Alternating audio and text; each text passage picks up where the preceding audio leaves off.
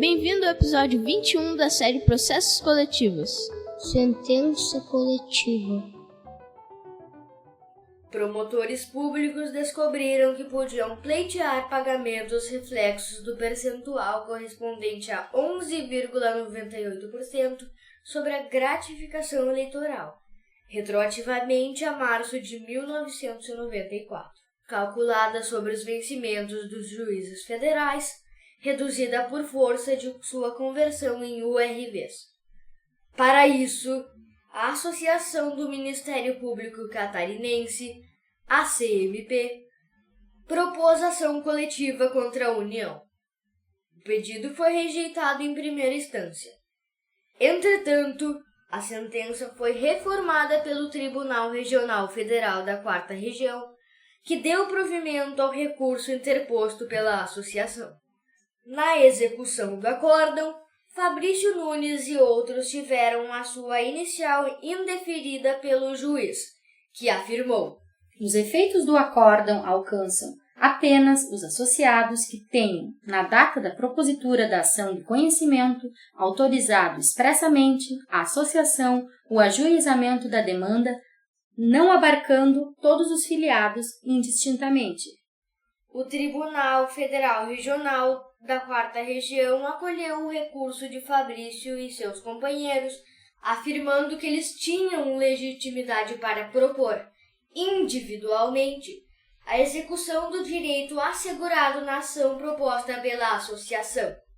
É pacífico o entendimento nesta Igreja Corte, no sentido de que os sindicatos e associações, na qualidade de substitutos processuais, estão legitimados para ajuizar ações, não apenas mandamentais, visando a defesa dos direitos de seus filiados, independentemente de autorização de cada um deles, ou em assembleia. A União recorreu para o Supremo Tribunal Federal, sustentando a impossibilidade de execução de título judicial por aqueles que não tenham, na data da propositura da ação de conhecimento, autorizado explicitamente a associação a ajuizar a demanda, invocando o artigo 5º, 21 da Constituição Federal. As entidades associativas, quando expressamente autorizadas, têm legitimidade para representar seus filiados judicial ou extrajudicialmente.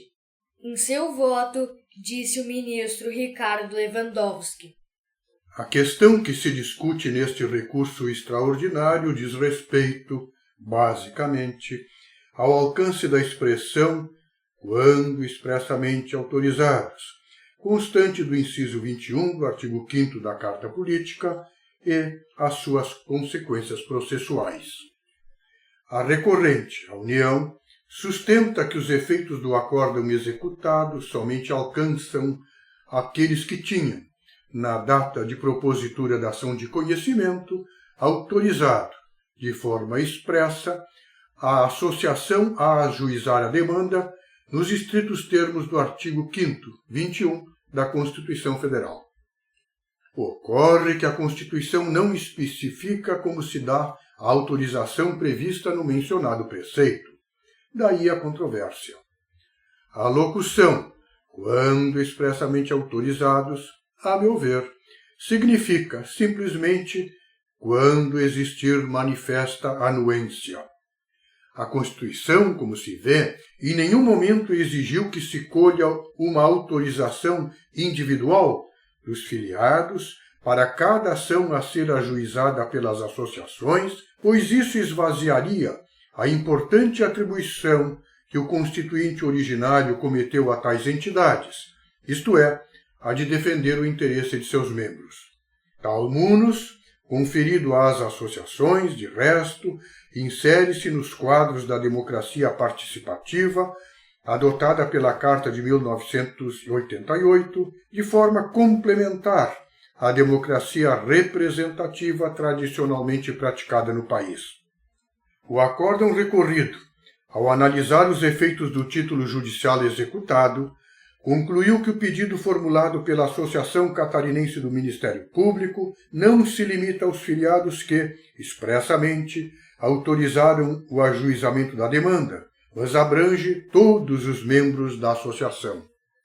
E há mais, na inicial, a associação invoca sua qualidade de substituta dos membros do Ministério Público que atuaram no período de 94 a 99 como promotores eleitorais em Santa Catarina, baseando-se, para tanto, não apenas na autorização prevista em seu estatuto, mas também no disposto no artigo 5º, 21 da Constituição Federal. 7. Em suma, a autorização prevista no artigo 5º, 21 da Constituição Federal, de fato, deve ser expressa, podendo, todavia, materializar-se por meio de decisão assemblear ou mediante previsão estatutária, sob pena de reduzir-se o relevante papel institucional conferido pela Carta de 88 às associações. A assinalo, por fim, que o ajuizamento de ações de interesse de seus filiados por parte das associações traz como consectário lógico que cada um deles, na espécie, cada membro da Associação Catarinense do Ministério Público, possa executar a decisão que lhe foi favorável, mesmo que não a tenha autorizado individualmente a ingressar em juízo. Isso posto, conheço parcialmente do recurso, negando-lhe provimento na parte conhecida. O ministro Marco Aurélio divergiu. O que nos vem da Constituição Federal? Um trato diversificado, considerado sindicato, na impetração coletiva, quando realmente figura como substituto processual, inconfundível com a entidade embrionária do sindicato, a associação, que também substitui os integrantes da categoria profissional ou da categoria econômica e as associações propriamente ditas. Em relação a essas, o legislador foi explícito ao exigir mais do que a previsão de defesa dos interesses dos filiados no Estatuto, ao exigir que tenham, e por isso pode decorrer de deliberação em Assembleia, autorização expressa, que diria específica, para representar e não substituir, propriamente dito, os integrantes da categoria profissional. Conforme consta do acordo no Tribunal Regional Federal, a ação de conhecimento foi ajuizada pela Associação Catarinense do Ministério Público. E o que fez, atento ao que previsto no inciso 21 do artigo 5º da Constituição Federal, juntou a relação dos que seriam beneficiários do direito questionado. Juntou também, viabilizando, portanto, a defesa pela parte contrária, a parte ré, a autorização para atuar. Prevê o Estatuto autorização geral para a associação promover a defesa, claro, porque qualquer associação geralmente tem no Estatuto essa previsão. Mas, repito, exige mais a Constituição Federal, que haja o credenciamento específico. Indago. Formado o título executivo judicial, como foi, a partir da integração na relação processual da associação, a partir da autorização explícita de alguns associados, é possível, posteriormente, ter-se, e aqui penso que os recorridos pegaram carona nesse título, a integração de outros beneficiários? A resposta para mim é negativa. Primeiro, porque quando a associação, atendendo ao disposto na carta, juntou as autorizações individuais, viabilizou a defesa da União quanto àqueles que seriam beneficiários da parcela e limitou, até mesmo, a representação que desagou, julgada a lide, no título executivo judicial. Na fase subsequente, de realização desse título, não se pode incluir quem não autorizou inicialmente a associação a agir e quem também não foi indicado como beneficiário, sob pena de, em relação a esses, não ter sido implementada pela ré, a União, a defesa respectiva. Não vejo como se possa, na fase que é de realização do título executivo judicial, alterar esse título para incluir pessoas que não foram inicialmente apontadas como beneficiárias na inicial da ação de conhecimento e que não autorizaram a associação a atuar como exigido no artigo 5º, inciso 21 da Constituição Federal. Por isso, peço vênia e já adianto o voto, para conhecer e prover o recurso interposto pela União. Os recorridos não figuraram como representados no processo de conhecimento. Pelo que estou percebendo, e pelo que está grafado no acordo impugnado pela União, apenas pretenderam, já que a associação logrou êxito quanto àqueles representados, tomar uma verdadeira carona, incompatível com a organicidade e a instrumentalidade do direito. Se eu fizer, estarei colocando as associações, em que pese ao tratamento diferenciado da lei maior, no mesmo patamar dos sindicatos, no que autorizados constitucionalmente a impetrar mandado de segurança. Decisão. Por maioria, o tribunal decidiu de conformidade com o voto do ministro Marco Aurélio.